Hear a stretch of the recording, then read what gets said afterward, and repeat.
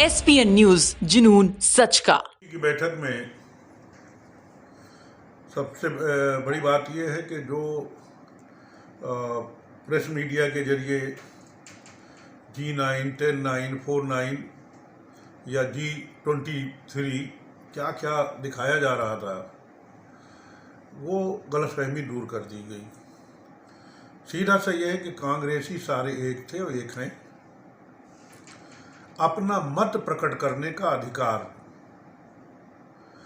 संविधान के तहत, पार्टी के संविधान के तहत, अनुशासन के दायरे में रह करके हर किसी को है। अगर कोई अपना मत प्रकट करता है तो इसका मतलब मत भिन्नता नहीं हुई, मतभेद नहीं हुआ। अपना मत देने के लिए ही तो मीटिंग बुलाई जाती है। तो वो क्या है, वो बना दिया था G29, क्या बनाया था, वो कुछ बना था। तो पहली बात तो वो गलतफहमी पूरे हिंदुस्तान, पूरी दुनिया की दूर हुई। दूसरा, जो हमारी आगे की रणनीति है उसके बारे में फाइनल हुआ और तय किया गया, उसका प्रेस नोट जारी हुआ, आप उठा करके देख लेंगे। ख़ास बात यह है कि ख़ास तौर पे जो श्री नरेंद्र मोदी जी के आने के बाद हिंदुस्तान को बेचने का काम चल रहा है। बारी बारी से उद्योगपतियों को बेचा जा रहा है। रेलवे बेच दो, इलेक्ट्रिसिटी बोर्ड बेच दो, और नागरिक उड्डयन सिविल एविएशन बेच दो। कोई चीज़ बकाया है जिसको नहीं बेच रहे हो आप। बैंक आप बेचने जा रहे हो।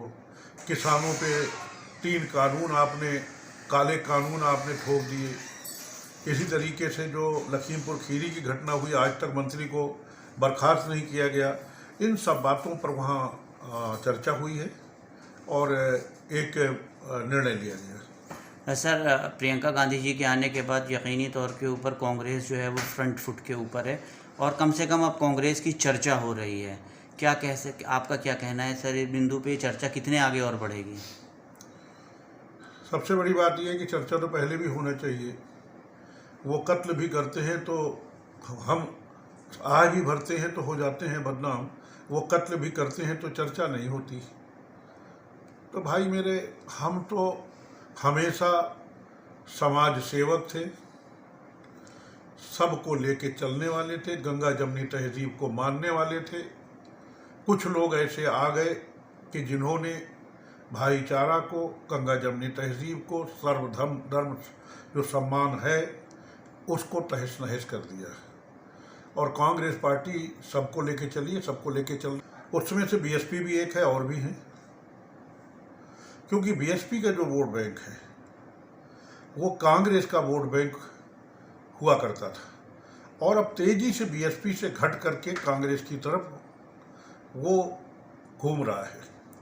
मैं जब बीएसपी में था करीब 8 साल पहले, तो 96 के इलेक्शन के बाद मैंने फिर कहा कि बहन मायावती जी से कहा, बहन जी कांग्रेस से गठबंधन कर लिया जाए। कहा, नसीम तुम क्या बात कर रहे हो, आज के बाद ये बात मत करना, क्योंकि तुम जानते नहीं हो कि कांग्रेस का वोट हमको ट्रांसफ़र नहीं होता और हमारा वोट उनको ट्रांसफ़र हो जाता है।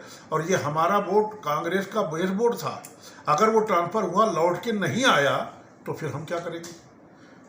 डर तो इस बात का है कि ट्रांसफ़र ना हो जाए, वो अपने घर वापसी ना हो जाए, और उसको होना है, वो हो रहा है। मेरी चिंता करने या खुश होने से क्या फ़र्क पड़ता है, या किसी की चिंता करने या खुश होने से क्या फ़र्क पड़ता है। तो जब कोई भी चीज़ जाती है तो थोड़ी तकलीफ होती है और कुछ। तो क्या ये माना जाए कि मायावती जी अपने अस्तित्व की लड़ाई लड़ रही, क्योंकि ऐसा कहा जा रहा है कि वो रौनक या वो चीज़ नहीं है इस बार बहुजन समाज पार्टी कैंप में। मजबूरियों के नाम पे सब छोड़ना पड़ा। मैं अपनी बात कर रहा हूँ, बीएसपी से क्यों अलग हुआ। मजबूरियों के नाम पे सब छोड़ना पड़ा, दिल तोड़ना कठिन था मगर तोड़ना पड़ा। तूफान पे लिखे थे मेरे दोस्तों के नाम, तूफान पे लिखे थे मेरे दोस्तों के नाम। किस्ती को किनारों की तरफ मोड़ना पड़ा। मैंने अपनी किस्ती किनारा यानी कांग्रेस पार्टी की तरफ मोड़ना पड़ा। तूफान पे लिखे हैं मेरे दोस्तों के नाम, मैं क्या बताऊं, सारी बात मैंने कह दी। बहुत गहरी बात नसीमुद्दीन साहब आपने कही है। यकीनी तौर पर आपने बहुत कुछ किया है, अपना पूरा जीवन दिया, जवानी दी बहुजन समाज पार्टी को, लेकिन जब आपको ज़रूरत पड़ी थी पार्टी की तो पार्टी ने आपसे किनारा कर लिया। बहन मायावती जी ने आपको न सिर्फ अपशब्द कहे बल्कि आपकी शान में गुस्ताखी भी की कई बार। तो क्या दर्द है, कितना दर्द है वो क्या भूल पाएंगे आप? मैं भूल गया।